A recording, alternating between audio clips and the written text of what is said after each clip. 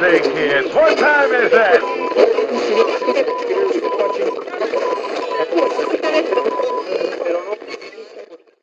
Hey, it's Delta 6 and Spoiler Pete, and we have a very special edition of Geek Time TV. We have a very unique guest coming.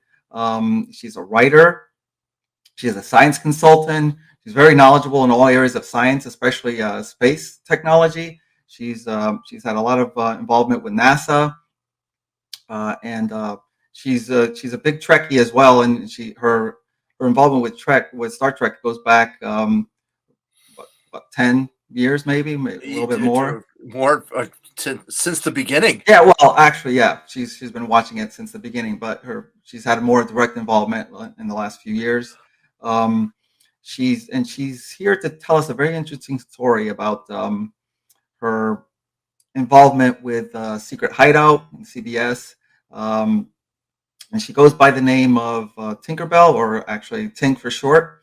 And I think you're going to have this is going to be a very interesting interview.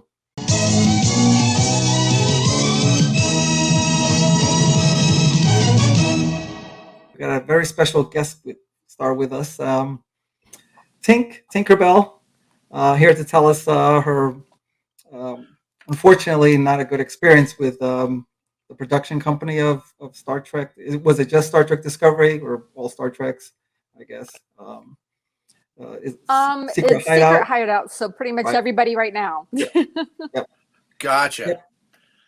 Yep. And how are you doing, Pete? You doing Me? okay? I'm good. Okay. Checking the pulse, heartbeat. Okay. Oxygen in, carbon dioxide out. I'm good. So, Tink, tell us a little bit about yourself and how you came to be involved with Secret Hideout CBS, that company. Sure. Well, it goes all the way back to the day I was born. No, I'm just teasing. Yeah. I was born 5 months before Star Trek, and that's pretty much how I timeline my life. So I've always been part of Star Trek. Syndication in the 70s is when I was, introduced to Star Trek with about 15 other friends, and we'd sneak off the military base and go play Star Trek on farm equipment until farmers showed up with guns, and then we all got in trouble. So Star Trek has always been a secret love and long-held belief system. And so I've probably always been watching the show. Even shows I didn't like, I would still sneak in. Everybody's got their favorites, and then you have those that are not your favorite, but I probably rewatched Voyager from season 4 forward 7 or 8 times. So, but the first 3 seasons, Yeah. But yeah. So when Star Trek ended up in the trash can for about 10 years, I, like everybody else, kept wondering, when are they going to bring it back? How do we get it back? The conventions were huge and people would still show up and they'd all talk about watching it. But CBS and Viacom and Paramount were only doing movies. And of course, that marriage broke up a few times and then came back together. So it's like, okay, what are we really going to do to get it back? And then, phase 2 came out, the fanfic.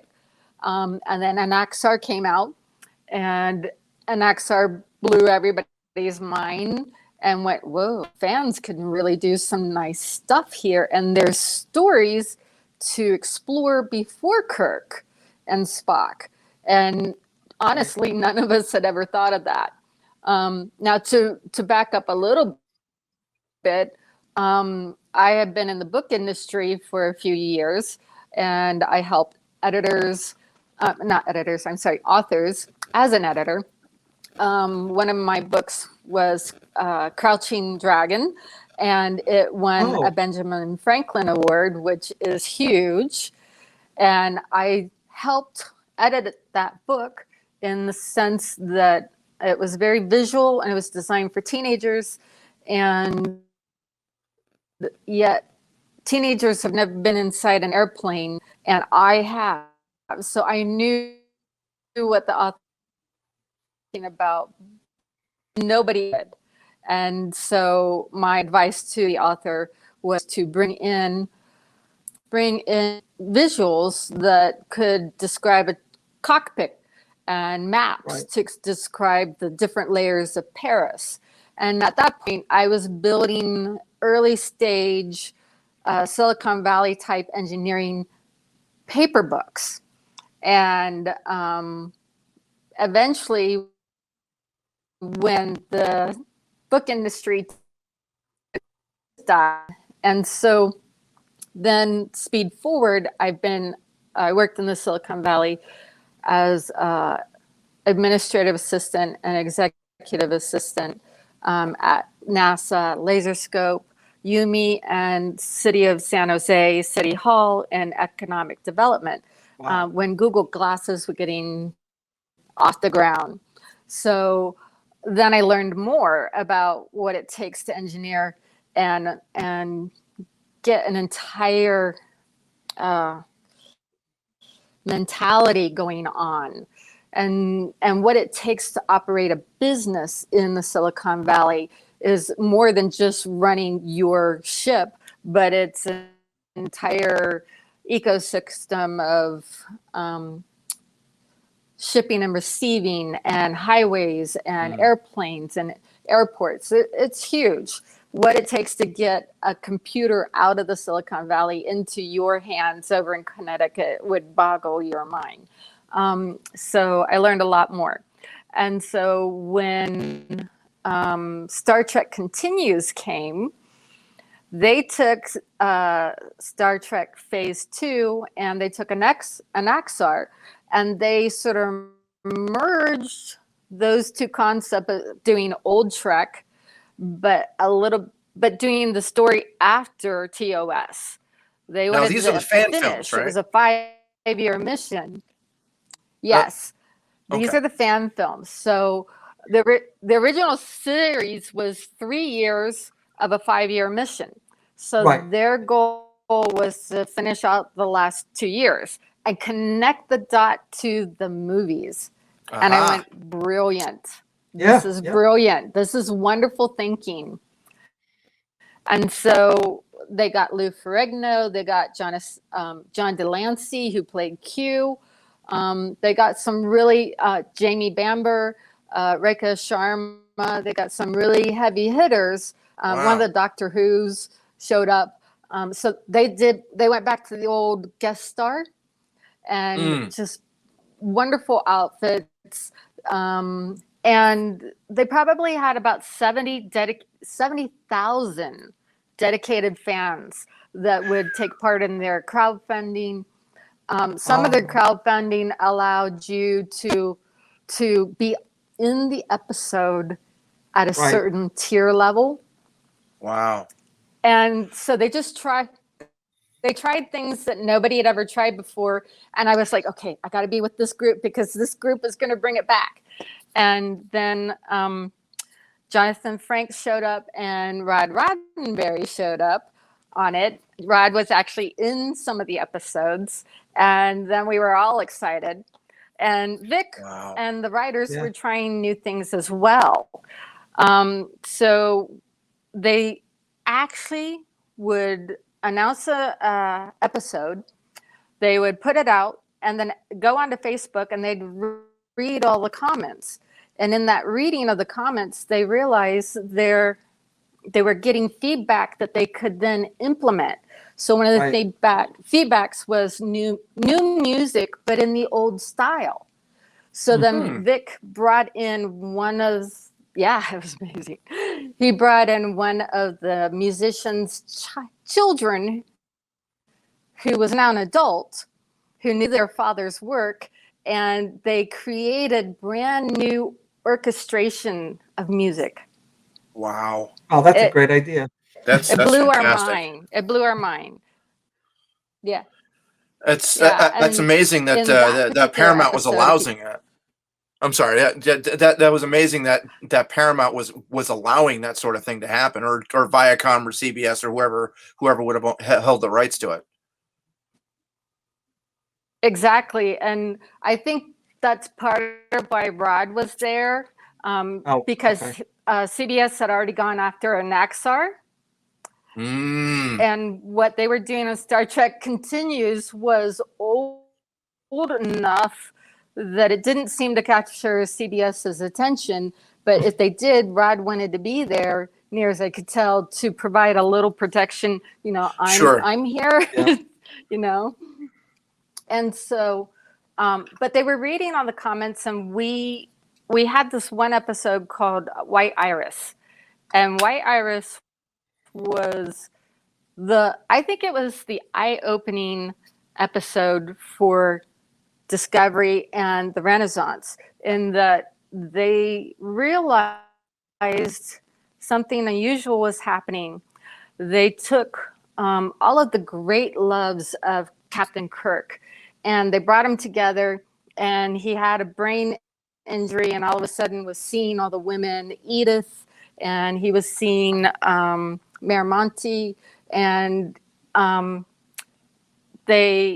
he was trying to remember a password, and the women were connected to the password, and it's a great episode. I definitely recommend everybody to go watch it. But when the creators and Rod and Jonathan went on the Facebook page, they found the vast majority of us were talking about how we were on the floor crying because we had carried some of Kirk's traumas with us, which was really strange, but we did. And so the episode actually healed us. And Rod looked at that and he went, oh my goodness, there's an opportunity to help fans in a way we've never done before, and listen to fans in a way we've never done before.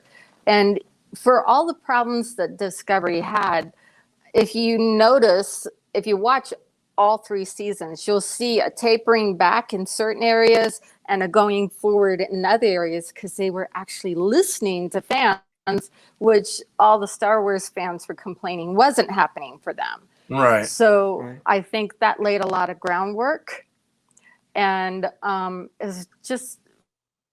it was really cool to be a part of. And we were asking for things like to bring back Harry Mudd and to learn more about Spock and the years he was supposedly in Starfleet like 16 years before Kirk showed up. And we're like, Right. what's That's that? right. We never heard Yep. those stories. Who was Amanda? Who was Sark back then? And so they realized there were opportunities. And one of the things we talked about, for better or worse, you can be angry at us if you want, but we talked about an adult version of Star Trek because they were always constrained by budget. And Mirror Mirror was a great episode, but all the violence went off the screen because they didn't have budget. And well, maybe not all, the Agonizer was still there, and the Agonizer booth was still there. But so in those Facebook, and you can go read them. You can go read like the release date and then all the comments. And we were talking about like a Game of Thrones version almost. And so we're probably the reason why everybody's angry at Cisco for the violence. But they wanted to try something new that was more like a movie feeling, to track the big stars like Jason Isaacs and like Michelle Yeoh. And so for those of us that were part of Star Trek Continues, it was great to see. Where I got involved was I stepped from that conversation into the audience watching Disco and went, uh-oh. Because one of the things that happened that made Star Trek so great was they had NASA in their pocket. They had scientists back in the 60s saying, the American public has no idea what the solar system looks like. much less M-class planets. You need to explain and teach some of this stuff. Right. And so I saw what they were doing, and the visuals were great, but some of the science was very pseudo. And so I said, I sent them a contract, and I said, look, I will bring all the research to you if you give me a job at some point over a 7-year period. I'd like to have a real job. I'd like to step into helping you do this. And I'm an Imagineer. I have some engineering. I have a background from the Silicon Valley. I believe I can help you in ways nobody else has. And they enacted about half of that contract. And in California, that's a handshake. So they took that contract and they sort of enacted it. And so I just went with it. From that point on, I was every day bringing them something, philosophical ideas, story arcs, storyboarding, modelers. There was a point where 2 vegans on set needed to wear leather. And of course, they were having issues with it. But that was the cool look that the costume designer was going for. So I went and I found a vegan company that grew mushrooms and then texturized them to look like leather. That's amazing. So I found the fabric that the girls could wear. Yeah. And that's what I did every day. I went and found something to fit or fill a need that they had. And it was great. It was a wonderful experience. My interaction with all the department heads was great. And it was definitely one of the best experiences, but I didn't see a job coming. So I was, one of the things you're just talked about in Star Trek Continues. Sorry. I was going to say, you're Go just ahead. doing this on you're helping them in many, all these different ways, and they haven't at this point talked to you about any kind of financial compensation or anything like that? No. Okay. No. I was just trying to get an And understanding. CBS has had researchers before. I think a typical researcher gets about 60,000, and they had lost a few of them, and mainly the department heads doing everything on their own. So you see some real hits and some real misses.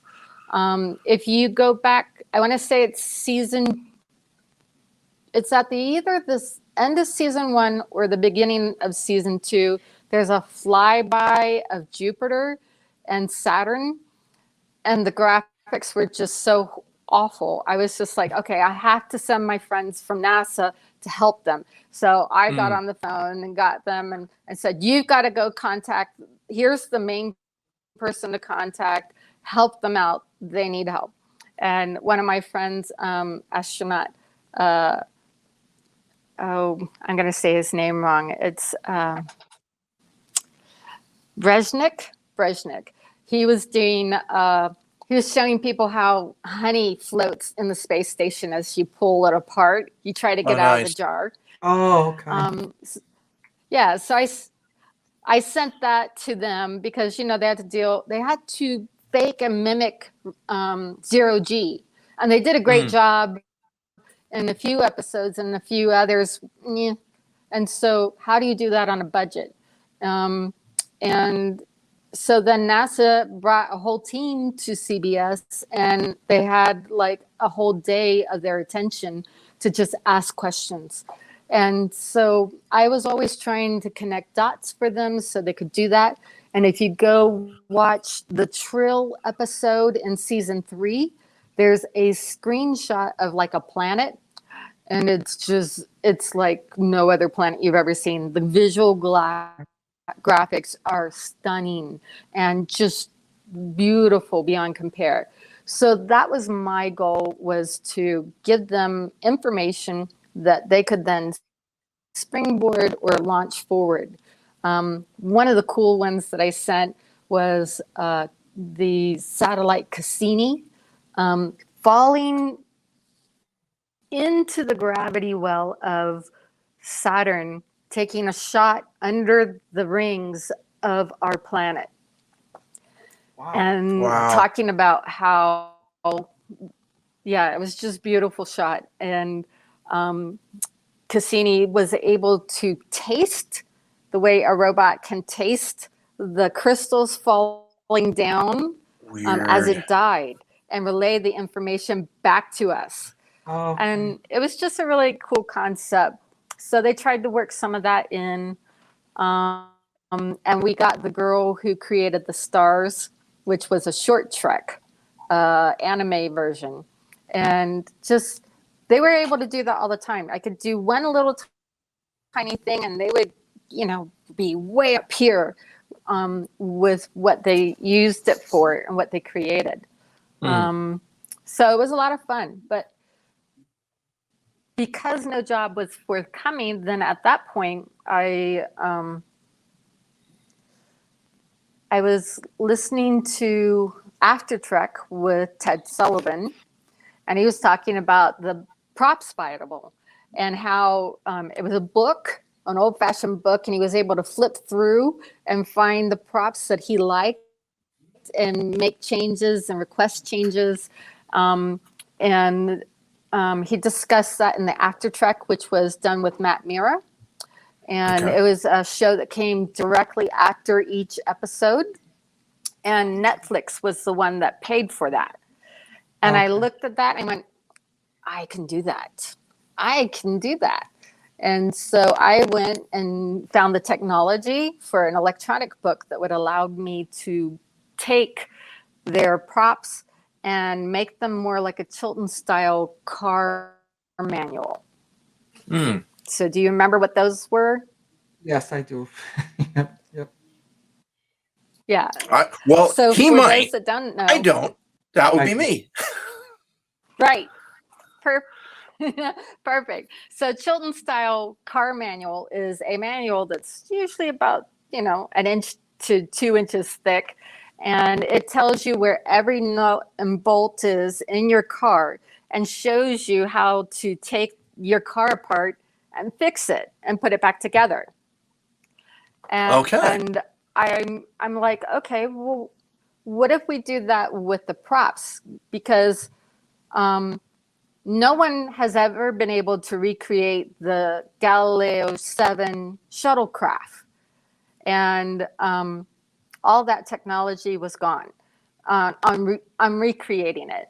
And then Margaret Whitecamp out of the Smithsonian, she had to repair one of the Enterprise models. And it took her 5 years of researching the paint and their techniques before she could even touch it.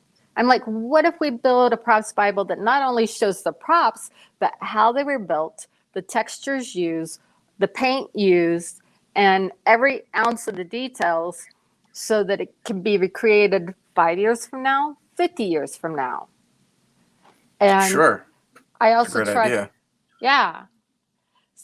So I was like, okay, I'm just trying to think 360, how to help them build the episodes, how to help anybody in the future recreate something, because that's what happened. There's a Captain Pike in the old series, and then they recreated a different Discovery version in the new series.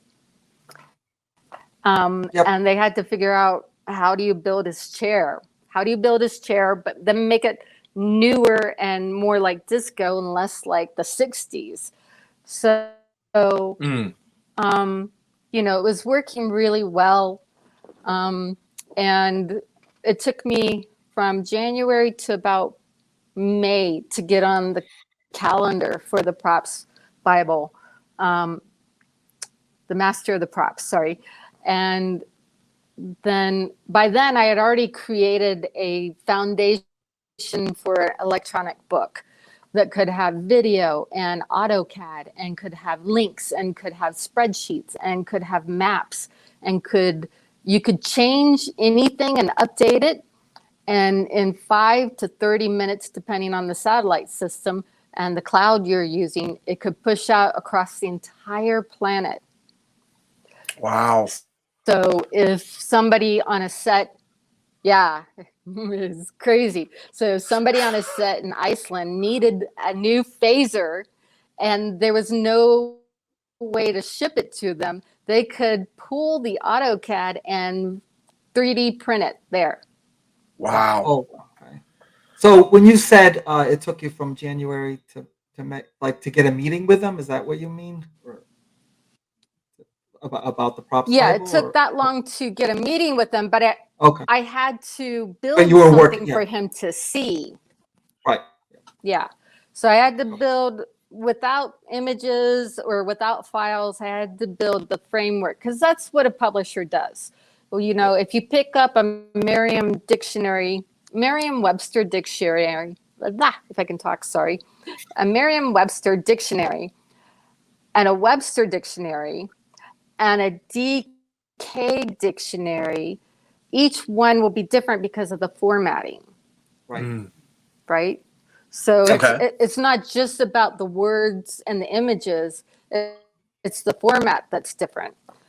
Even between Merriam-Webster and the Webster dictionary, there's a huge format difference. And Sure. so that's what I did was I built the layout look, the feel. Some of the photographs are from friends of mine that are astronauts on their spacewalks. Some of them are from NASA images. So I had to build a whole thing from scratch, which is what publishers Wow. love to do. But, it was like 12, 15-hour days. I lived at casinos because they had like the best Wi-Fi. And I can upload and download big images. But don't tell them that, Shh. That was the lowdown. We'll edit that out. Yeah, but so when he saw the book, he already saw like bits and pieces of the transcripts that were out on the public, because I put quotes in the book, because I wanted to make the book not only something that they could use, but also inspired them and gave them something interesting to look at. So what he got was something that was basically 2/3 of the way done. And when they chose not to buy it, they like, well, you have to destroy all the images. I'm like, I have to destroy your images, and I can choose not to show images, but the books are mine because you're not paying for them. And they weren't overly happy with that, but that's the truth. So the images I sent you, I don't know if you can put them up, but that's my formatting. So, but that was a nice page, because it usually involved the planet or a star system, because they gave a nice, round surface and space field backdrop. And so the words could stand out. But it was usually a quote from one of the episodes. And then on the right hand, on the right hand side, it would show the artist that designed it, what it was called, when it was made, and then it would have an index link that could take you to the glossary section to learn more about that and why they designed it the way they did. And because my family's been in the industrial military complex, no, how do you say that? They've been in militaries for 900 years. I know quite a bit about weaponry. So I was able to put my every word was written by me. When we finally looked at the last, part of the book, Mario had contributed maybe 3 paragraphs of the whole book. So, and Mario there's a lot of me in there. Yeah. Who's Mario? The props master. Oh, okay. Mario is the props master. So after this, you said, I guess this first version of it, which was about 2/3 or 3/4 of the way through, they said they didn't. They didn't want to buy it. But was there anything else? Like, did they want to see more? Or did they want you to come back with, like, or Yes. did they just outright say no? Yeah. Yeah. So the very first book was seen at after the Star Trek Las Vegas convention. So we went through all this building process before they saw anything. Then once the props master and I got together, it was another month and a half of building to insert all of their stuff and make all the verbiage work to his standards. And then we got put on hold because the convention was coming and the merger began. So one of the things that we had discussed in the contract that I sent them was the only way to save Paramount was to remerge the two to help support each other. By doing that, they would have, with the new Trek, they would be able to take the high class actors that they had gotten for Star Trek Discovery and feed them back into the movies or vice versa. So some characters like the Michelle Yao character, which is the Terran Emperor, could go back and forth between the movie and the episodes. So we wanted to have that tie-in if they were willing to do it. So the actors that were movie actors could do the episodes and the movies. And of course, the books would help keep continuity because they would have all of the props across everything.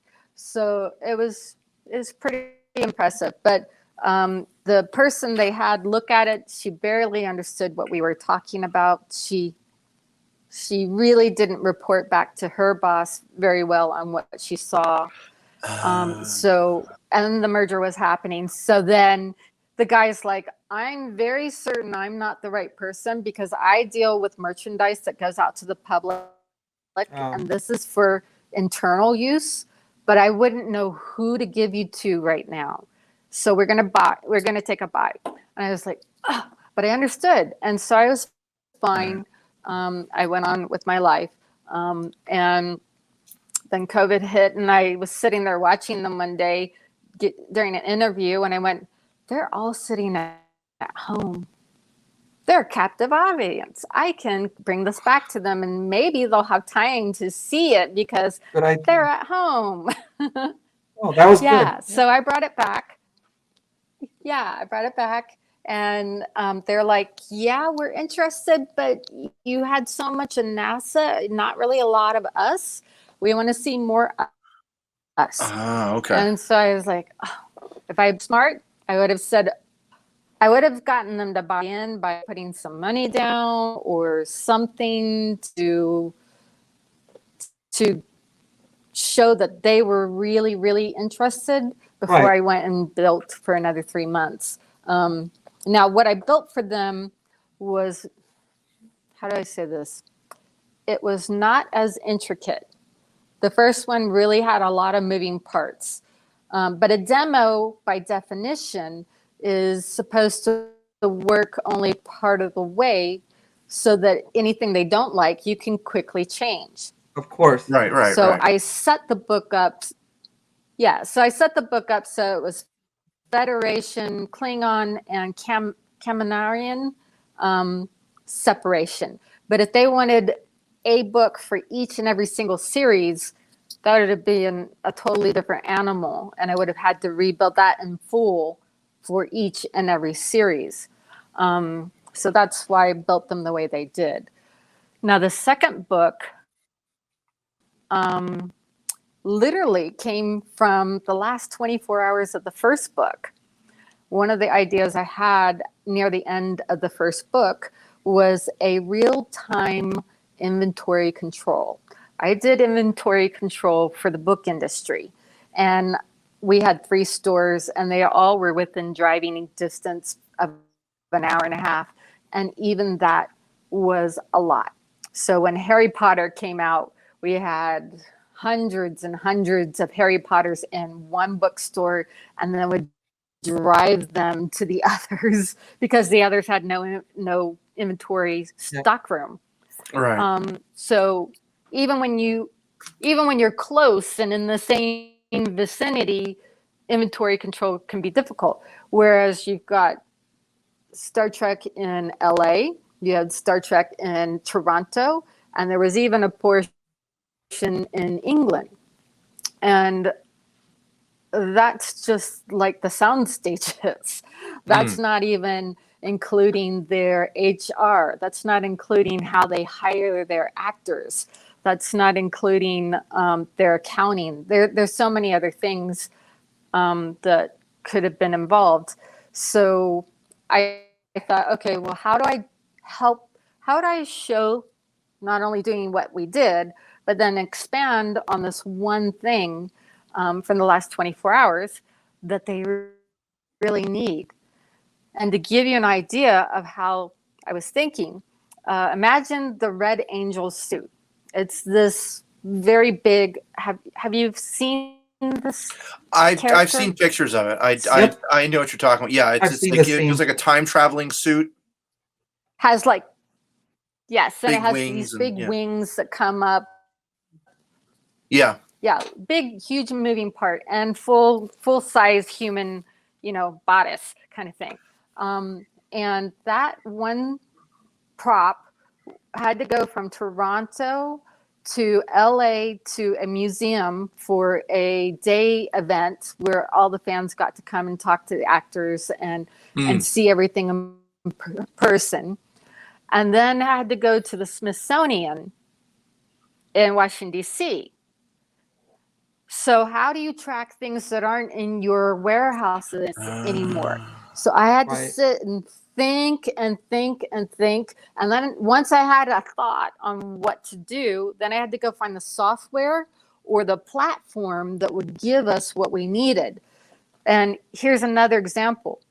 The Galileo shuttlecraft not only was used on set, but then it was auctioned off.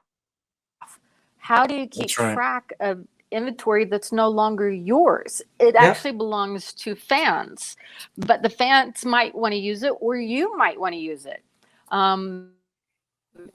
The shuttle was actually used in the mirror version of Star Trek Continues. It was used in, what was it? The Fairest of Them All was the name of the episode. And so it was only on screen for like 2 minutes, but the whole 2 minutes you're screaming because you know exactly what it is. And it took them 6 months to find it. And then they were terrified to fix anything. So they just used as much as they could without harming it, but they actually had to climb inside it without damaging it. And so I was like, okay, so let's think how to track and what to do and how to do it all from inside an electronic book that's offline, that if somebody loses their phone, you can remote delete the book. And that's what I did.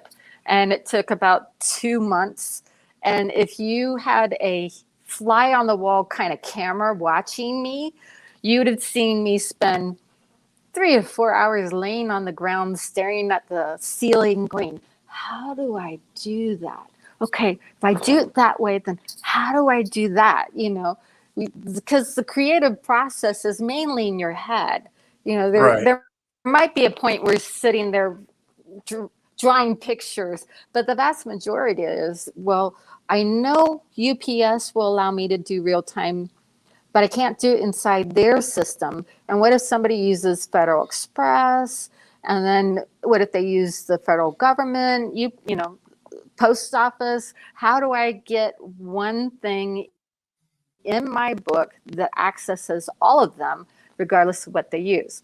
And so it just took a lot of brain cell burning, eating a lot of banana nut bread for brain power, and milk celery smoothies to supercharge my brain. But I figured it all out. And it was brilliant. And Then we got to the final pitch. So okay, so you got a chance to go Everything show was them. Right. yeah, and top levels. So I was able Oh, to okay. get Good. buy-in for 30 people from Secret Hideout.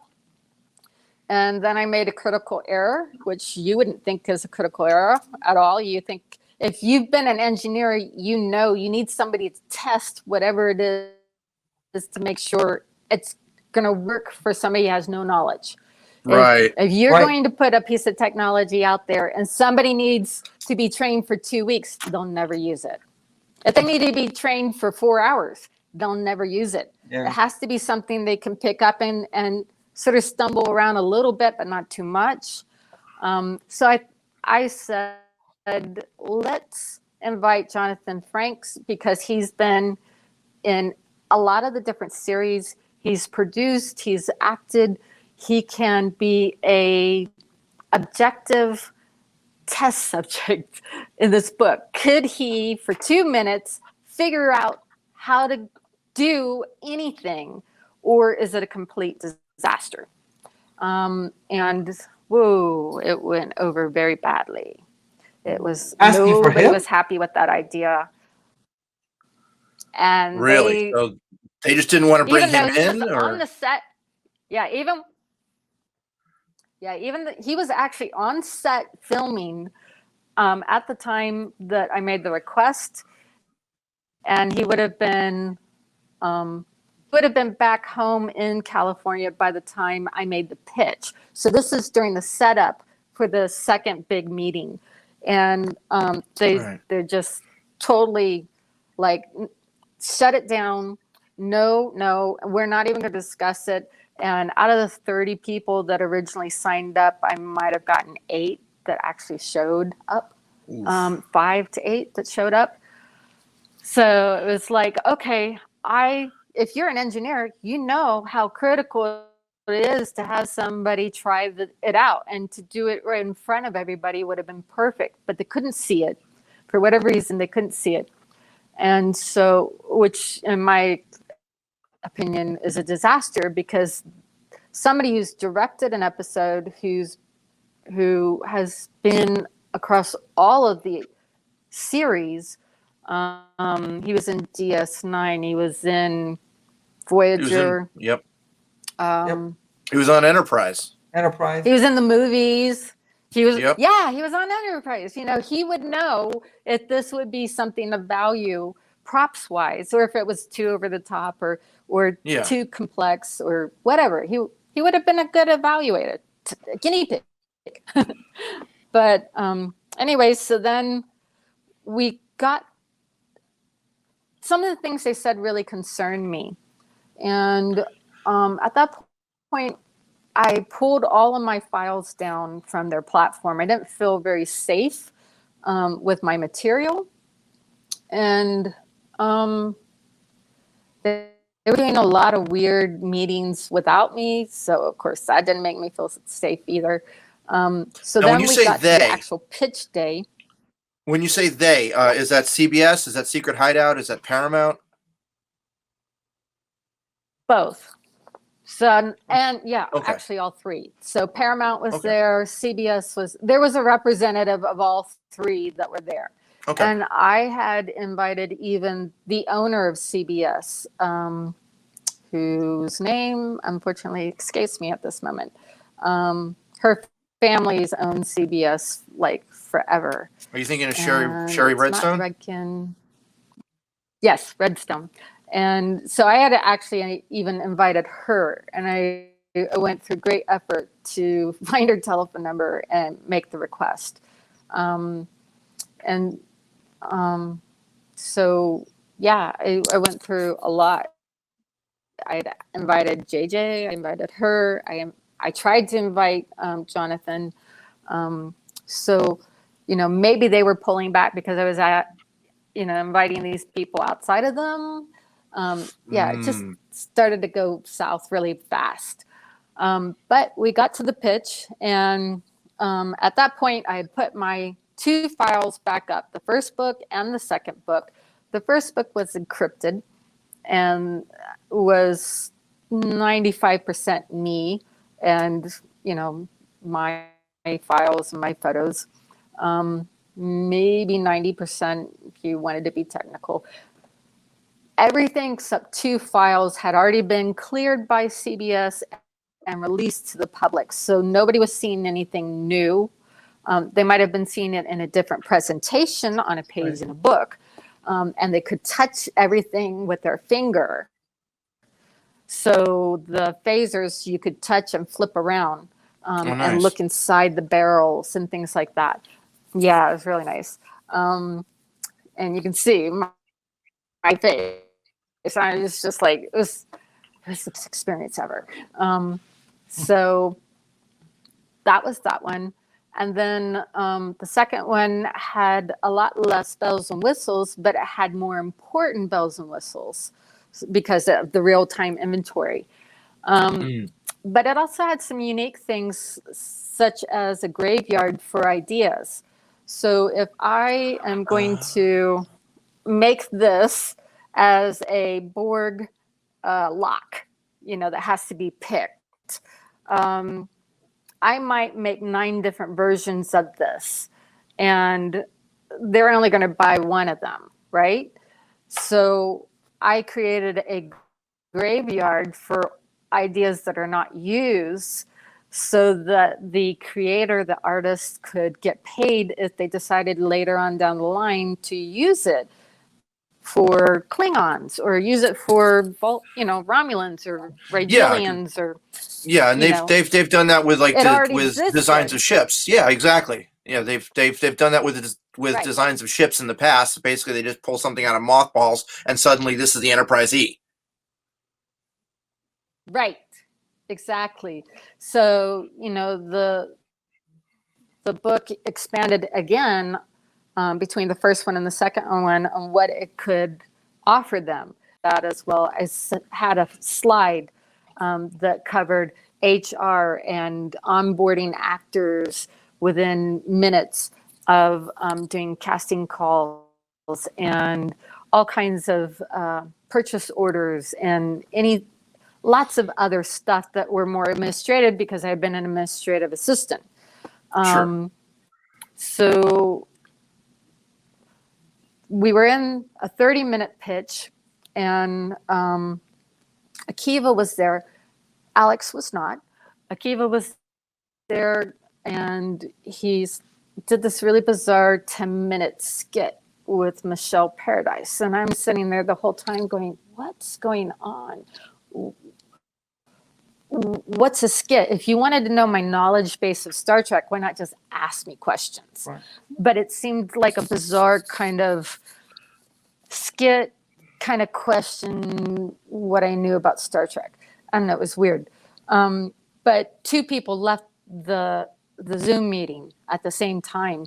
And I won't say they didn't have a good reason, but I didn't feel, again, like something was going quite straight. And then I got to my pitch, and part of the pitch also involved my position within the Native American tribe Lakota. So I'm part of the Sioux Nation, and I'm a representative of theirs to Washington, D.C. And one of the things the book would have done was given my family work and the tribe work. So if you didn't know, Native American suicide rates have always been historically bad, but during COVID, we hit emergency levels. So on Pine Ridge, we were losing about 55 a month to suicide. And just absolute epidemic. And you're in lockdown, but you also don't have money. There's nothing coming in. There's no hope. It's really hard. And we've gone through a lot. So, part of the pitch was, yes, I'm a small business, but we can expand to what your needs are because we have all these people with technical degrees from 2 different technical institutes, one in South Dakota and one in North Dakota, and we can expand to meet your needs. You know, if all we do are the episodes that you have right now, that's fine, but there's 55 years we can catalog as well. Right. So I started off the pitch with what we could do for them. And then I went into the books to show them what we could do. And at one point, an executive I won't name started to sit there and say, somebody make her stop talking. We're done. We're done. Stop her right now. I don't care what you do. Just stop her. And it was one of the people that had left the meeting. And he was just really rude. And I had built, you know, as an engineer, you keep building, even though you're already told people you're done, you keep building. So I skipped ahead to the graveyard idea, and I skipped ahead to the slide which described what we could do. And Michelle was reading what was on the screen, and she heard what he was saying, and she realized he was trying to shut it down early. So 30-minute skip or 30-minute pitch was going down to 20 with us only having gotten 10. And she's obviously seen this before. So she starts asking me questions, trying to extend it.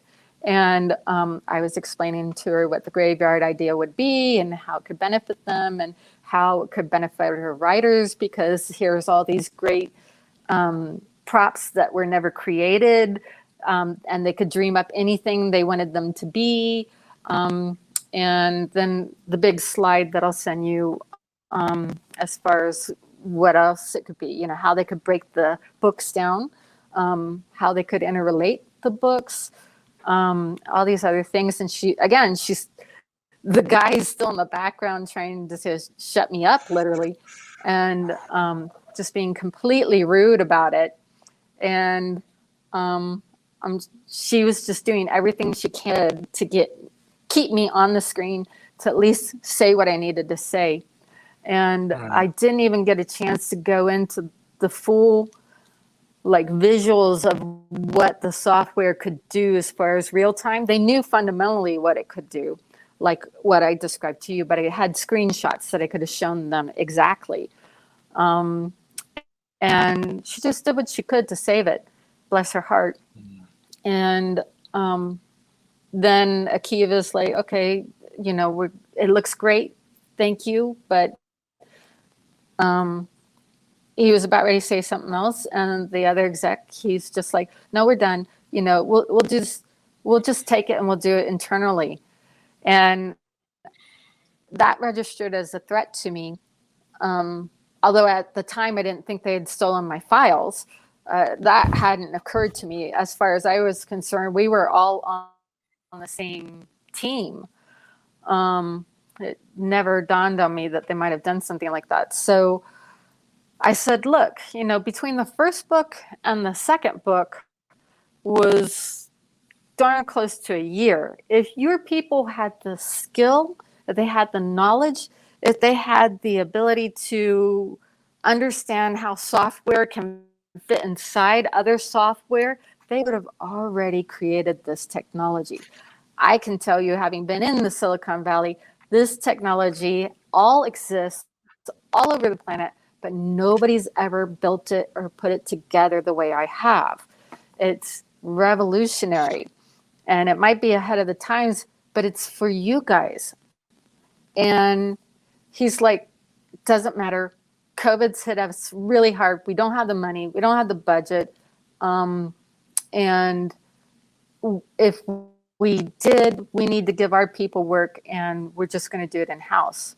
And if he, in my opinion, if he hadn't already taken the files, there's no way he could have been so confident to say something like that. Boy. If they were really going to do something from scratch, you couldn't have been so ballsy to say, we'll just do it ourselves, you know, because nobody knew how to do what I was doing. Right.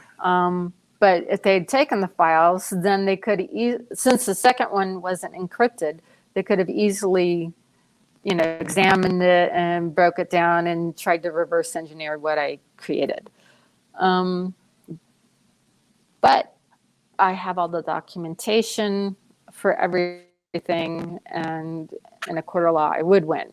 But how do you win against such a big corporation? One of PJ's friends was like, you'd have to do this, this, this, this. And I'm like, if I was a regular citizen, yeah, maybe. But when you're part of a tribal nation that's sovereign, you get to go through the federal government. You don't necessarily have to go through this. But fundamentally, my belief is my tribe doesn't need to sue anybody to make money. We're poor. We're dirt poor. What we need is jobs. We need our people to feel hope. And Gene always made sure that we were in his episodes. We were in, Mary Monty represented a Plains tribal woman. I wouldn't necessarily say she was Lakota, but she represented something between the Arapaho, Cheyenne, Lakota tribal group. And if you go to the very first movie, the motion picture, there are 3 Native Americans there. He's always had Native Americans in through what he created himself. And then they kept doing it as well with TNG, Voyager. I don't remember too many Native Americans in DS9, but I believe there was at least one episode that involved DS9 that had Native Americans. So for us to give back to them is important, and to have that hope for work. These books can be built at home. They can be built through Zoom. We proved that. I built 2 of them through Zooming with somebody in Canada. So, and some Lakota are in Canada and could have literally driven across to Toronto. We wouldn't have had to cross or passports or done quarantine. Lakota are everywhere. They're Lakota in LA. One of my, I won't say one of my best friends, but one of my most admired friends does Native American haute couture. She actually had some designer in Europe try to steal her ideas, thinking that she was a Native American, she couldn't fight back. So we've dealt with this kind of bizarre behavior where people admire what we do and then try to steal it because they think, just dumb, stupid Indians, But I don't think that's true. And that's pretty much why I started the crowdfunding, is hopefully to gain some support, for them back to the bargaining table. Is if they stole our work and they're now producing episodes faster, which is what we heard. They are producing 70 episodes this year, all within the summer months. That's what we heard. Don't know if it's true, but if that is true, then the only way they could do that is with our technology, because the last 3 years, they struggled to get the episodes out the door. The only reason why season 3 happened was because all of the filming was done. It was in the can. And all they had to do was edit and do the sound at home. Otherwise, season 3 never would have gotten out the door. Right. So, if they proved our technology, we want an apology, and we want the work. I'm willing to speak to anybody, talk to everybody, because I think it's doable. I think it's understandable. I think anybody can appreciate the desire to work now that they've been stuck at home.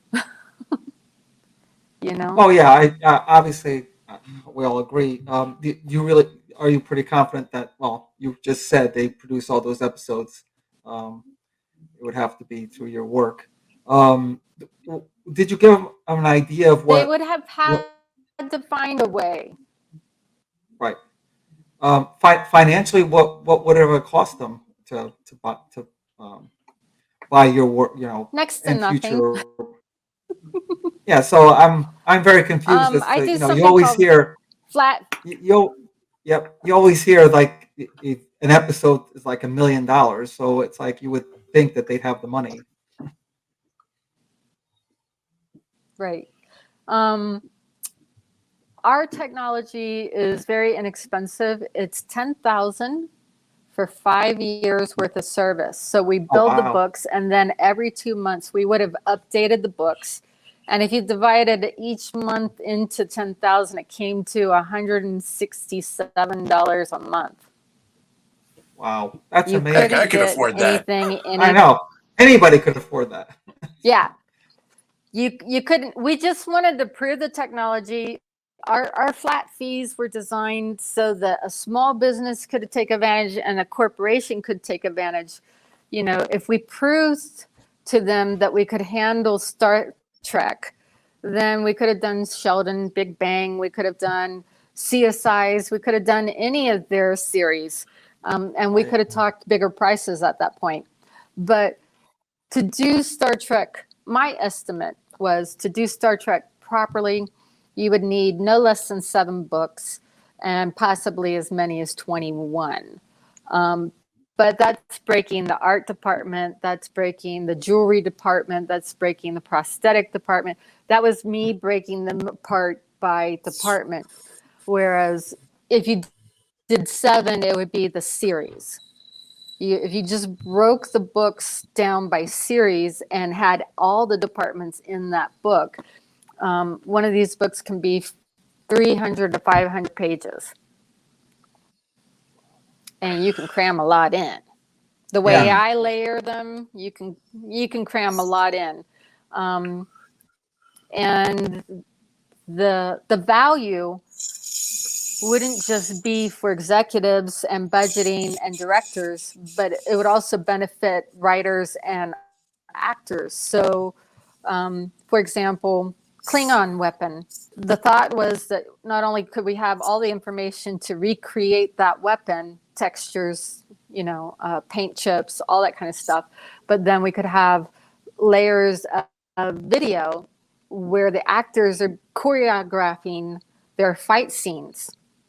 So 5 years from now, 50 years from now, if somebody's doing another episode off that one, then they could see how Mary Chieffo and Jane did their choreography and make something new. Sometimes you don't know where to start if you're starting from scratch, but if you start from a foundation that you can visually see, oh, that's what they were doing, then you can springboard onto something else. And I took that from Ricardo Montalban because Ricardo did a wonderful mini featurette where he was talking about how he developed his acting for The Wrath of Khan. Because, he hadn't done Khan in 20 plus years.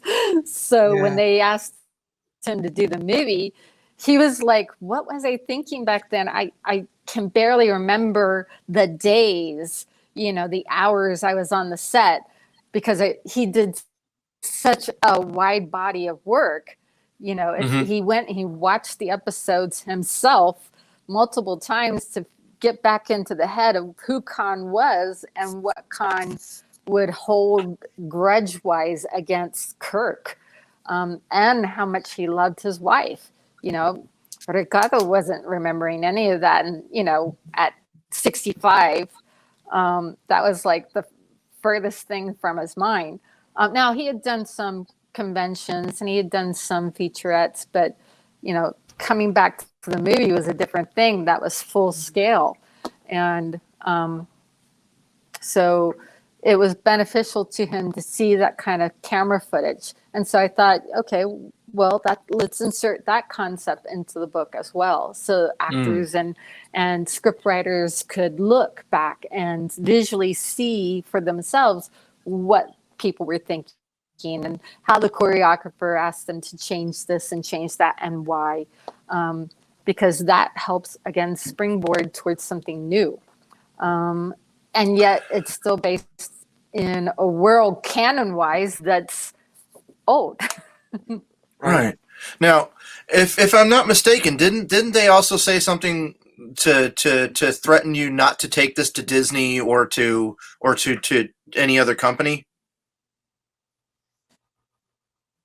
Yeah, so that happened pretty much the next day. I kept, even though they told me they were taking a buy a second time, I kept talking to them. Well, what if we do this? What if we do that? And Mario was, of course, my go-between between the two. And I think probably by the 15th email, he was just really tired. And he called me up, and my phone does not call Canada.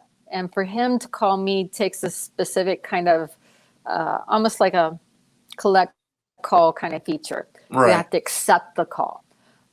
So I accepted the call in the morning. He's like, "Are you in a private place?" And I'm like, "No, I'm still at home. I won't be in the right place for about an hour. Can we talk then?" And he's like, "Okay." And so then I went to my conference room, and which is a different location. And he called me, and he's like, not only are they're not wanting to hear another pitch, but if you take it to Disney or Pixar, we'll blacklist you. We'll make it so you can never work in the industry again. And I'm sitting there, and in my mind, I'm just like, you get a kind of shock. It's not that Native Americans haven't been threatened before.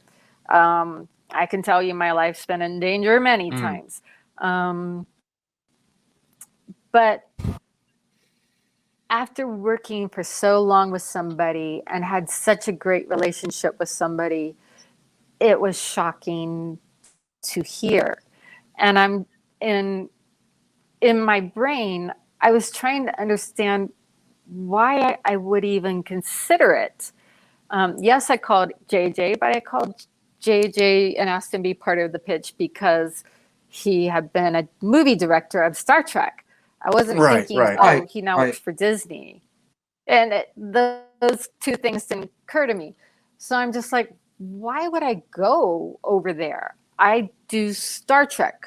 I want to work on Star Trek.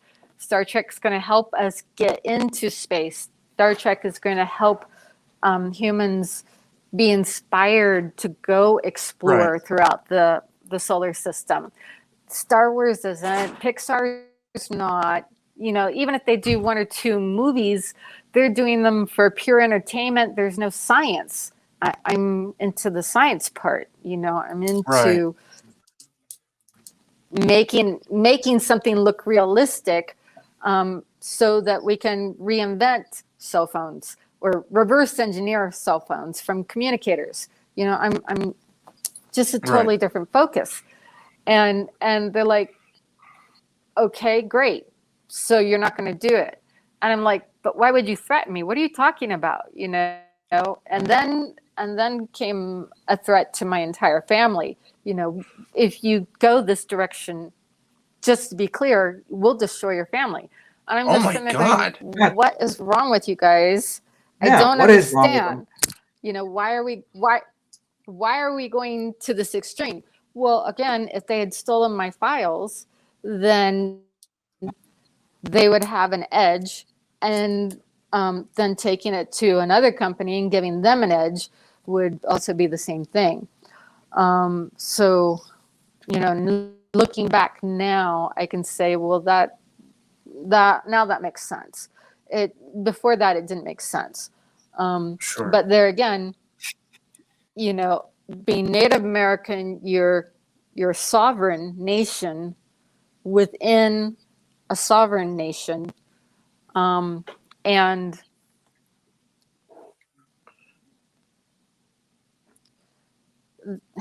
I was hopping mad for a good 2 months. Yeah. And I spoke with other sovereigns. And when I say other sovereigns, I actually mean real sovereigns, not just Native Americans, but I spoke with the Queen of England because Toronto is within her boundaries. it's within her responsibility, and the citizen that threatened me was within her boundaries. And I'm like, what can you offer our tribe to help us deal with this? And she developed something in the last century that, although I had heard about, it never occurred to me that she personally was doing it. So from World War II to the end of the last century, she took 120,000 children away from their parents and either sent them to Australia or New Zealand or other places within the Commonwealth. And that was her intention, was to take it to that level. And I'm Lakota. I'm like, your children are everything. I couldn't imagine taking them out of the tribal unit. We've had children taken out of the tribal unit. And I was just like, thank you. But in this regard, we'll have to see it differently. There needs to be some other way. I can see taking a parent and putting them in prison, but that's not taking a child from their family. That's a totally different thing. So, we had really serious talks about this because what they did was really serious. You can't threaten Native American people. You can't threaten a small business owner. You shouldn't be threatening anybody, regardless. But it was just way over the top. If they took our stuff, well, it's way over the top. And everything was recorded. The vast majority of the threats that were made to us were recorded in the Zoom meeting. So it just was really unfortunate. But how do I say this? The Lakota have been through so much, and I don't agree with harming people the way others do. Revenge has never brought us anything but grief. Custard's Last Stand gave us more grief, even though it might have been satisfying at the time. We ended up with Wounded Knee 1, we ended up with Wounded Knee 2, we ended up with Standing Rock. We've had more grief from Custard's Last Stand than you can imagine. So, for me to have apologies so the entire fandom knows what happened, that it actually happened, and that it's never going to happen to any other person within the fandom, that means something. To have be given the work back means something. I don't believe in firing the executive, nor do I believe in firing the props master even, because the quality of the work that they produced in those 3 seasons was phenomenal. If nothing else, it shows they were dedicated to their craft and dedicated to meeting the needs of the fans. They just used bad judgment.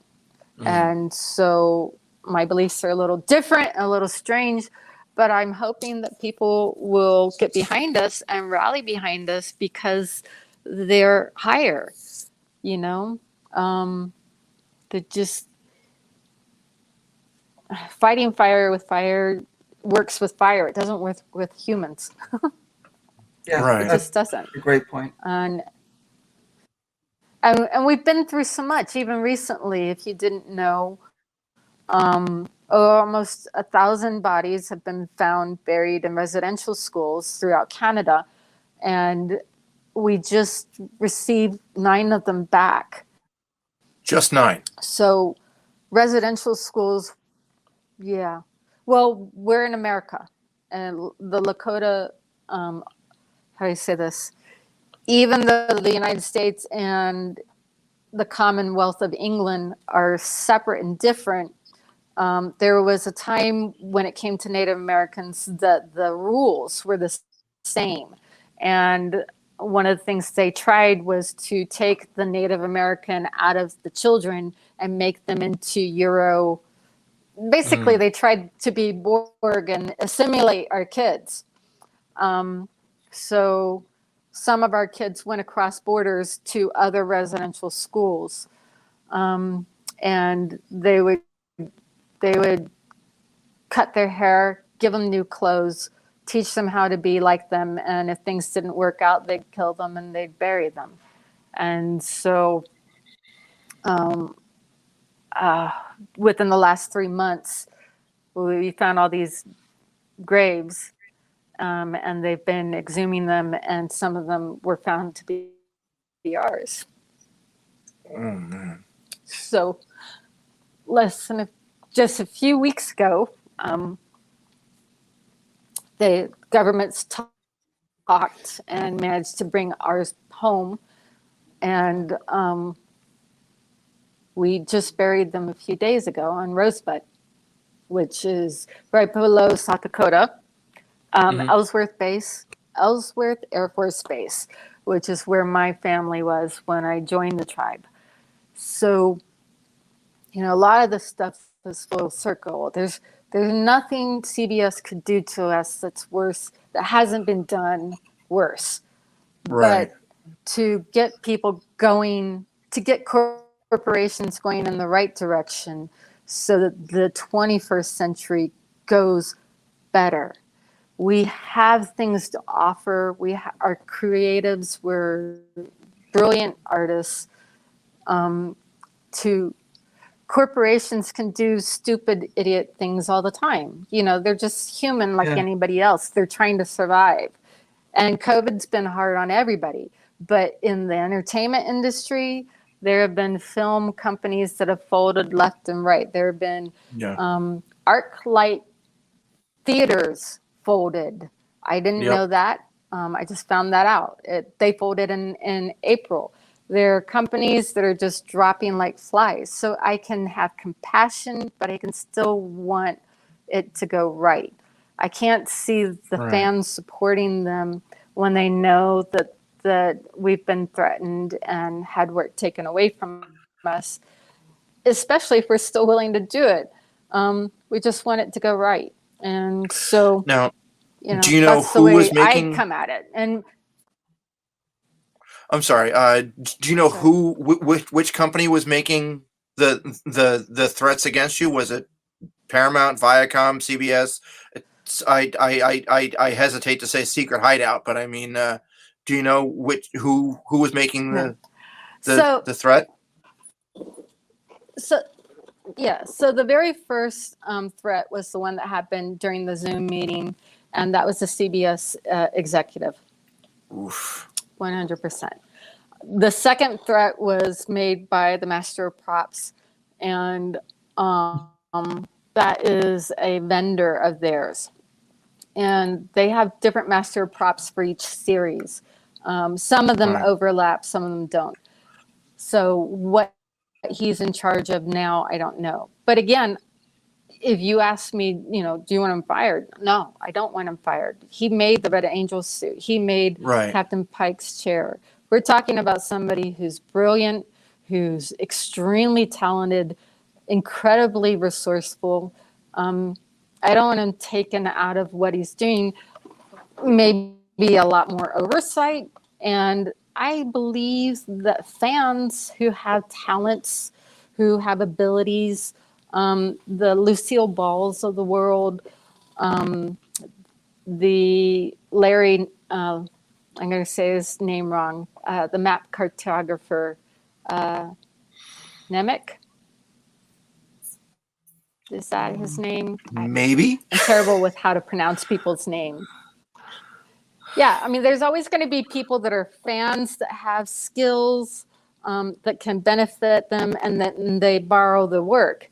And there needs to be a clear ladder of how to go from being a fan to being a producer, or being a creative in the world.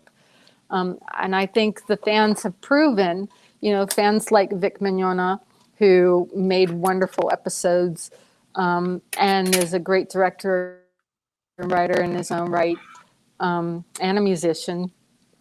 I think that people that are infinitely talented within the fandom could and should have a roadmap that guides them on, here's what I can do.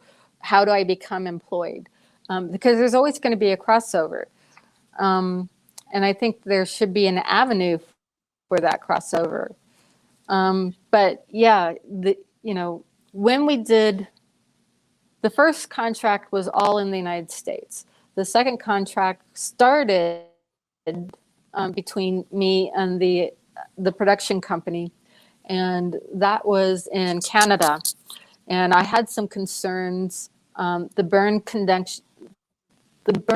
Convention kicks in once you cross the international lines, and the Geneva Convention always kicks in because we're sovereign. And the Treaty of Westphalia actually still kicks in from the 1800s because we're sovereign.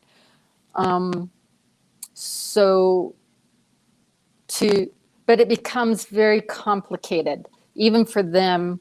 If there's an issue like there is now, it becomes very complex, and a lot of different lawyers.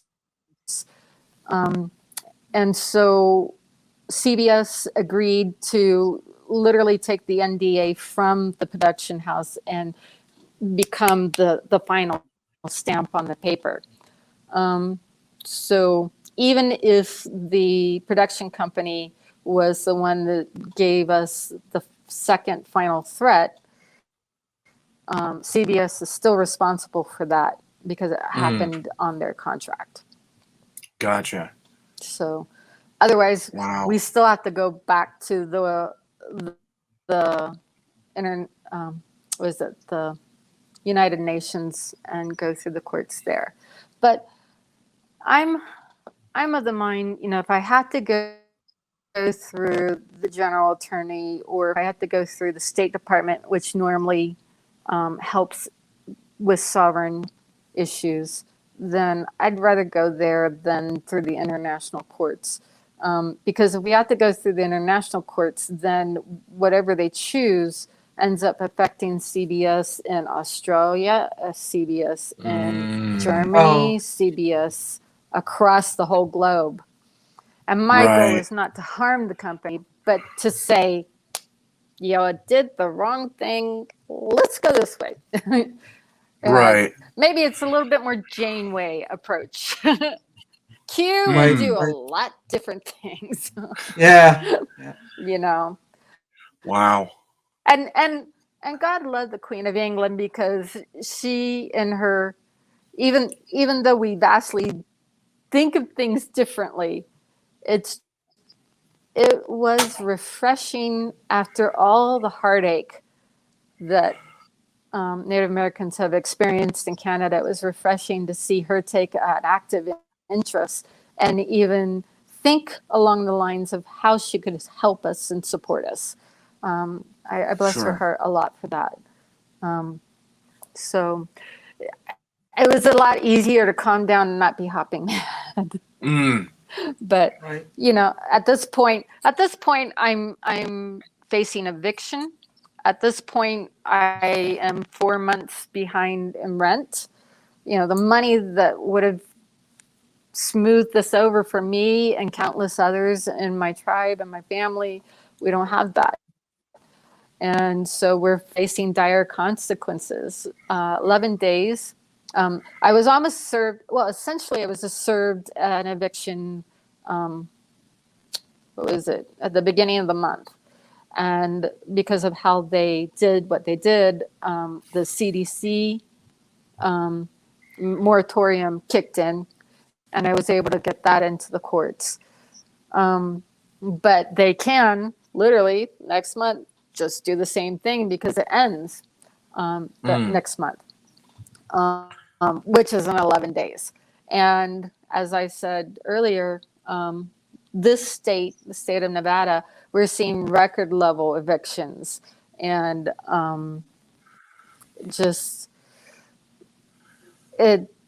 so as I'm trying to develop an income and trying to find a place to go live, then all these other people who are already facing eviction early are getting ahead of me in that process. Right.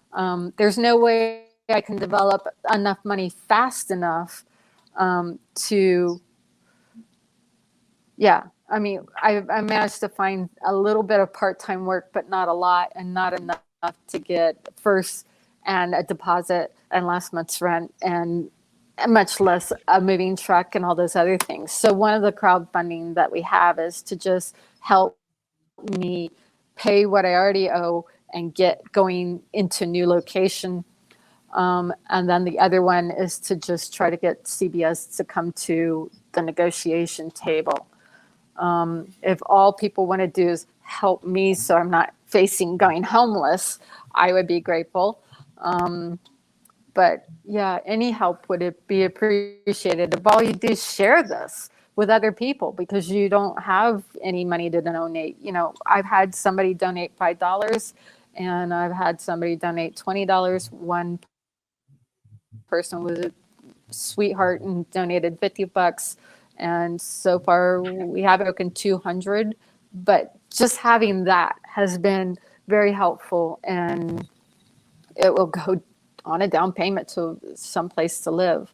But yeah, the repercussions of just what they did and what we're facing, you know, is my son, he kept saying, well, you know, if they hired us for such and such a time, well, then I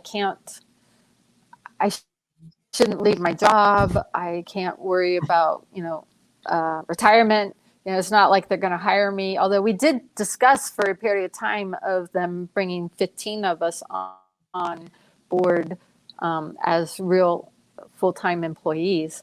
But we only discussed that for about 2 weeks. But yeah, there's a lot of repercussions. And again, you know, we have people at home just facing, you know, another winter with COVID and being locked down, and yet they haven't been able to find work so they could develop the money to prepare for winter with COVID in South Dakota at minus 30 degrees, you know. So there's just a lot going on. So any help people can do, it would be fabulous.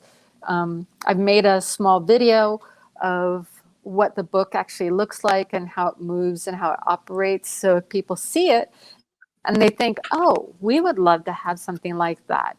You know, we're a motorcycle company. We're a medical instrument company. We're in the film industry in this area, you know, and now we all have to work from home and we're finding it hard. You know, this kind of technology can be used across lots of different ways. And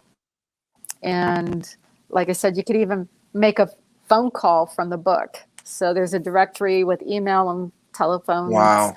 And you can literally just hit a button and it'll make a call from the book because it's on your phone. And that's right. That's right.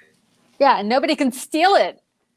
Nobody can steal it. If your phone gets stolen, you do a remote pull and you just zap it off your phone. And that's a beautiful, beautiful gift all by itself. You know, just think of all the proprietary information you've ever worked on as an engineer.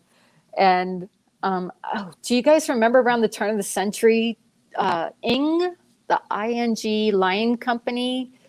They did like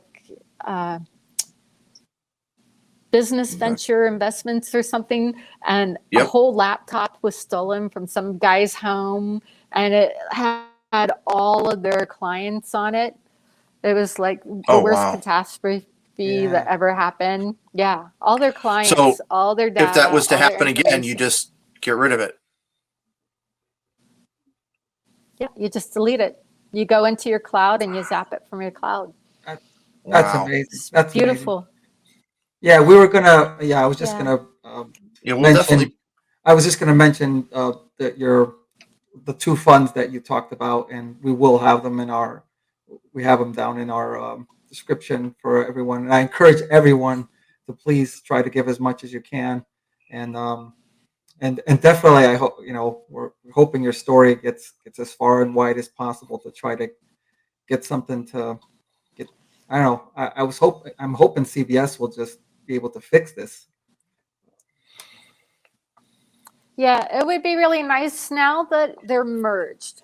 My understanding the merger is completely done as far as like switching out who's where. If we can just get one executive with enough power, sense, and business sense to say, dang, we have all these people that are technically savvy that could do this wonderful thing, and they developed it for us. They got threatened, and they still want to work with us. Really? Yeah. Sure. We need that person, whoever that is. If that's Sharon Redstone, it's like, I apologize if I said your name wrong. But I try not to single people out for blame. I try not to, to some extent I have to, but even, in this moment, I'm trying not to mention the executive producer that made the first threat. Right. Because I don't want that person to I don't want the fans to then rage against that one person. Right. And that person to lose a job. I wouldn't want to do that to anybody. Losing a job is really, really hard. To lose it during COVID when you're that high up is even more brutal. I would like to work this out as much as possible. And, they're really good at ignoring you when they want to. But I don't think the fans should let them. I think the fans have been vocal in the past, and I think the fans should be vocal in the future. Spock almost got canned. Leonard Nimoy had a lot of people at the top say, oh, the alien thing's not working. He's too weird. We're just not sure what to do with them. And a lot of fans did a writing campaign and said, no, this guy's great. We love him. He's weird, but in a good way, And I think if we could get fans to be behind us like that, it would be awesome. Yep, I agree. I think it's amazing that you that all this happened to you and your family, and you're still just, all you really want to do is just provide them with the work that you have, and it's going to help them too. And so I think your response has been amazing, way above anyone else. Yeah, it's just, it's really hard to hold on to ethics. When I think back of what I learned from Janeway and Picard and all the episodes I've ever seen that were ethics struggles, and then you look at the reality of, wow, I could be in jail in 12 days. I could be homeless in 13 days. Then it's a lot harder to hold on to your ethics. But there again, that's the beauty of Star Trek, is it makes us search through, where are we willing to go, how far are we willing to go, and a friend, not a friend, a loved one, a man I love, like within an inch of my own skin. He offered me his home, but he didn't want to give me a letter so that if people had concerns or whatever, I could have something to show them. And it sounds really strange to say that, but when you've been a part of a sovereign nation where people have tried to kill you, having a letter that says you can be somewhere means everything. There are so many times, just like the Black Lives Matter movement, they said over and over again, I can go to the store and get shot by a cop, and you guys can't because your skin color is different. Yeah. It doesn't matter who I am. It doesn't matter what my education is. It doesn't matter anything. I need a level of protection other people don't have, or the other people have that I don't. People can make accusations against Native Americans being drunk or doing this or doing that would never fly against other people of color. But against us, it's been historic. It's every century, every decade, somebody's been able to make an accusation and say, ooh, she did whatever. And so you almost have to be goody two-shoe like, and make those strange requests for letters, so that if they're on the other side of the planet and you're in their home, nobody's going to question it because there's a letter from them with their signature saying they can be here. So, and it's hard. It's embarrassing to talk about. I had a coworker tried to, what did he do? He was just trying to be nice. He offered some food, but it wasn't in a self-contained container. And having been through severe domestic violence where somebody tried poisoning me for many years, I just had to say, no, I can't. And I couldn't say it at work. I had to wait and say, thank you. And then call him later when we were all out of work and say, I can't really talk about this at work, but here's what my people go through. Right. And so there are certain things that we've just learned not to do, which is, like when women go to a bar, they'll order their own soda can and try not to have open drinks because they know sometimes people put something in the drink and then they're like drugged. So, we've had to learn to interact with people very carefully.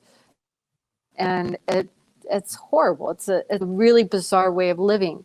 But it happens. And so we've just learned to do certain things and keep going and try to have good feelings and work towards beneficial things like this that can make a difference for everybody. If Star Trek's on the air, then I can guarantee you in 5 years, no less than 5 years, some kid will go through high school with the concept, I want to be a NASA engineer.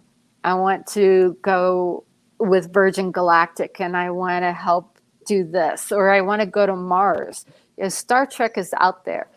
Everybody understands Star Wars is in space, but Star Wars is more the knight in shining armor versus bad story. It's not here's science and how we move throughout the solar system. Here's climate change issues and how we might be able to deal with the polar caps melting. There's one episode in Star Trek, I think it's Voyager, where a planet had lost all of its polar caps and literally had become water. All the something happened catastrophe-wise, and all the land mass that made their planet disappeared. So all they had left was the water and a force field holding into place. And then Voyager comes along, and water was escaping, and they were losing things. And Voyager shows them how to rehold things together. Yep. Right.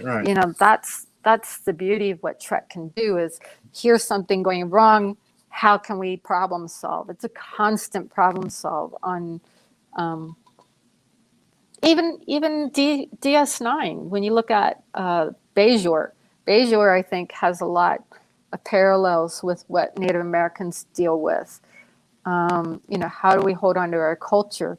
How do we find respect for our burials? The 9 children that came home were buried in the ground. That would never have happened when they were alive. When they were alive, all of our burials were in sky burials. We buried people on scaffolds above ground, and they became part of the environment. And the animals would eat them and leave the bones, and we'd leave them in the Black Hills, and then we'd travel to Texas, and we'd come back and their bones would be there. They would be picked clean by the environment. But all their belongings and everything that we loved about them, their medicine bags, everything would still be in there. So I know a lot of people buried them in the ground, but their bones were 100 years old. So they could have easily been placed in a sky burial. Without breaking some silly code of burial, whatever. Yep. So it's just like, Bajor, you look at what, as much as I didn't like Kai Wynn or whatever her name was, there's points where she's like, well, why should we put our religion second, when the Kardashians made us all these years. They forced us and they took away our ability. Why shouldn't we reassert our beliefs? And because there's a point where, Miss O'Brien is like trying to teach children in school. She starts the school on the station, and she's teaching the Federation this and the Federation that, and that's where Kai Wen comes in and goes, what about our beliefs? And that's a valid question. When is it okay to be Native American? When is it okay to be, whatever your system is, whatever your support system is, when is that okay? And can't public school be big enough to teach both? Mm-hmm. I always think of Leonard Nimoy and how he was Russian Jewish, and here he was in Star Trek, and he thought, they're like, okay, you're going to give a unique salute, and you're going to greet your parents, and he's like, okay, how about this? And they're like, that works. What is that? And he's like, it's the Shekinah. It's a Jewish symbol. It's a Jewish hand symbol. So all of us are doing a Jewish hand symbol from Leonard Nimoy. And how brilliant was that Gene said, oh, okay, let's do that. It takes a brilliant mind like Gene to say, wow, yeah, be yourself. Yep. Exactly. No, okay. It's do you have anything else? No, it's just it's just incredible how Star Trek has managed to be so influential and inspiring, and I really hope that it can continue, because Star Trek is very controversial right now, and it's very, very divisive. Either you like what New Trek is doing or you don't like it, and there's no in between. But I really hope that at some point Star Trek can continue to be inspirational and inspire science and exploration and of all kinds in people again. Yep, I think so.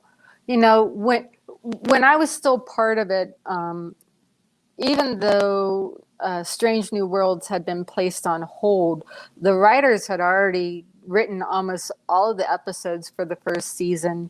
The props master and the art departments, they already had, and Gersha Phillips, who's just a rock star, she had already created their clothes. They already had the set. So there was a lot of prep work going in before COVID for Strange New Worlds. And Strange New Worlds is really supposed to be more like traditional Trek, with episodes and with the colors and the lighting that everybody likes. Sure. And even with some of the blocking of the screens and music. So that's what you've seen, is this transition from the new Trek to the old Trek. Now, Picard will still play out for another year or two. At least that was the intention when I was part of it. And then it'll get replaced by something else, and that will probably be even more of what people would like to see, because they're listening. That's the beauty. Good. For all the headache Secret Hideout has gone through, the beauty is they're listening. Alex went to the San Diego Comic-Con and listened and listened and listened. He listened in big panels, he listened to coffee conversations, and that's how he got Picard. And I think, for all the things that fans don't like, they'll continue to listen. Unlike Disney and Star Wars, I think Star Trek and Secret Hideout and CBS will continue to listen, and I hope they do, because again, I don't think we'll make it to Mars without that kind of inspiration. So I think I consider them key to our very survival, because there's nowhere for us to go as our planet goes through this difficult period. And most of my friends at NASA and most of the scientists that I know don't think it's local to just our planet and we did something wrong to our planet. When you look at the other planets in the solar system, they're all having issues. Mars is having more earthquakes. One third of its polar ice caps have melted. So all of the planets are heating up. Jupiter lost several stripes. Different hurricanes disappeared. Saturn is having issues with its polar ice caps as well. The magnetic storms have increased on each of the polar ice caps. So I think it's the region of space, and humans are beautiful enough that we can adapt, but we need that room to adapt and that inspiration and that problem-solving ability to be sharpened so that we can adapt. One beautiful guy with AAA, he's a marine biologist who hooked up with AAA and managed to get funding to seed coral reefs with coral that likes warm water. And so he's rebuilding entire sections of coral reef. And that's what we need. We need inspiration. What are people doing? How can we increase it so that we can survive? You know, we might hit 120 here in Reno. We had 113 last year, and we've already hit that a few times. So, yeah, I just think we need it. But I don't want to take up too much more of your time. Thank you guys so much. I think. Oh, you're very welcome. Thank you. It's all fixable. Oh, it's all doable. Yeah, thank you. Thank you for coming on and being, telling us everything, your entire story. So it was beautiful. Thank you. And let's hope that we'll get the crowdfunding information out there, and we hope that fans become more aware of your story. Yep, they will. Thank you. I appreciate it. I think Thank you so much, the future. guys. I think the future of Star Trek needs people like you. So it will go this way. Thank you. It was a joy. I can tell you there were 15-hour days, and I was just as high as a kite from no drug other than the joy of building. And I figured that out. It was a real lot of fun. Oh yeah, no, I've had experiences like that. Thank you very much. Have a lovely day. Thank you. Thank you. If you enjoyed this video, please give us a thumbs up below.